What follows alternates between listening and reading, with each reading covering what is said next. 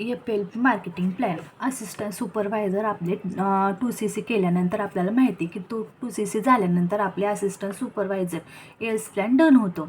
त्यानंतर सुपरवायझर्स करण्यासाठी आपल्याला 10CC रिक्वायर्ड असतात.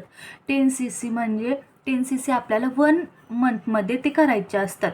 10CC म्हणजे 5 AS आपल्याला 1 मंथमध्ये कन्वर्ट करायचे असतात. त्याने 10CC म्हणजे आपली सुपरवायझर लेवल डन होते.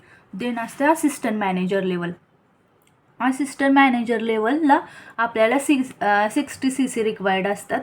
त्यामध्ये आपल्याला 2 महिन्यांचा आपल्याला त्या टाईम असतो. 2 महिन्यांचा आपण एका मंथमध्ये 10CC म्हणजे 3 सुपरवायझर कितीला असते 10CCला.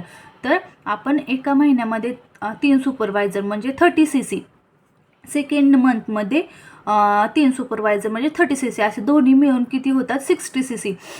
एका महिन्याचे 30 आणि दुसऱ्या महिन्याचे 30 म्हणजे दोन्ही मिळून 60CC होतात. 60CCला आपले असते असिस्टंट मॅनेजर लेवल. आणि मॅनेजर लेवल आपल्याला तर माहिती आहे आपली ड्रीम लेवल म्हणजे कोणती मॅनेजर लेवल किती CCला असते 120CCला मॅनेजर लेवल असते. त्यानंतर आपल्या टीममध्ये 2 AM आपल्याला झालेले असतील तर त्यासाठी पण 2 महिन्यांचा टाईम असतो. आपल्या टीममध्ये 2 महिन्यांमध्ये 2 AM म्हणजे 2 असिस्टंट मॅनेजर झाले तर आपले ड्रीम लेवल निघते, अचीव होते 120CCने.